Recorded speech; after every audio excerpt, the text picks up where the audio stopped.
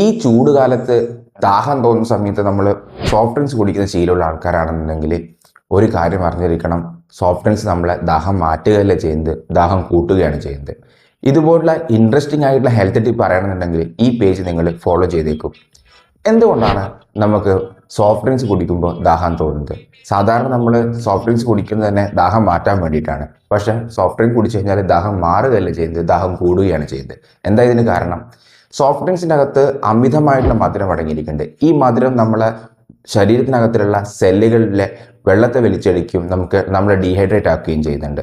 അതുകൂടാതെ തന്നെ അധിക സോഫ്റ്റ് ഡ്രിങ്ക്സുകളും കഫീൻ അടങ്ങിയിരിക്കുന്നതാണ്. ഈ കഫീൻ ഒരു ഡയൂറിറ്റിക് ആയിട്ട് പ്രവർത്തിക്കുകയും നമ്മളെ ശരീരത്തിനെ ഡീഹൈഡ്രേറ്റ് ആക്കി മാറ്റുകയും ചെയ്യുന്നുണ്ട്. അമിതമായിട്ടുള്ള സോഡിയത്തിൻ്റെ അളവ് നമ്മുടെ ശരീരത്തിൽ വെള്ളമില്ല എന്നുള്ള തെറ്റിദ്ധരിച്ച് നമുക്ക് ദാഹം തോന്നിപ്പിക്കുന്നുണ്ട്. അപ്പോൾ ഇതൊക്കെ കൊണ്ട് തന്നെയാണ് നമ്മൾ സോഫ്റ്റ് ഡ്രിങ്ക്സ് കഴിക്കുന്ന സമയത്ത് നമുക്ക് ദാഹം കുറയുന്നതിന് പകരം ദാഹം കൂടുന്നത്. ഇതിനൊക്കെ ആൾട്ടർനേറ്റീവ് ആയിട്ടുള്ള എത്രയോ വഴികൾ നമ്മൾ മുമ്പിലുണ്ട്. അതൊന്നും നമ്മൾ കാണുന്നില്ല. നമ്മൾ നേരെ കണ്ണു തുറക്കുന്നത് ഇത്തരം സോഫ്റ്റ് ഡ്രിങ്ക്സുകളിലേക്കാണ്. മാരകമായിട്ടുള്ള ഹെൽത്ത് പ്രശ്നങ്ങൾ ഉണ്ടാക്കുന്നുണ്ട്. അതുകൊണ്ട് തന്നെ നോർമലും നാച്ചുറൽ ആയിട്ടുള്ള ഡ്രിങ്ക്സുകളിലേക്ക് നമുക്ക് പോകാം. നമുക്ക് ഇളനീരുകൾ ലഭ്യമാണ്, ഇളനീര് നമുക്ക് കുടിക്കാവുന്നതാണ്. അതുപോലെ തന്നെ വീട്ടിൽ നിന്ന് തന്നെ നമുക്ക് നാരങ്ങ വെള്ളം ഉണ്ടാക്കി കുടിക്കാവുന്നതാണ്.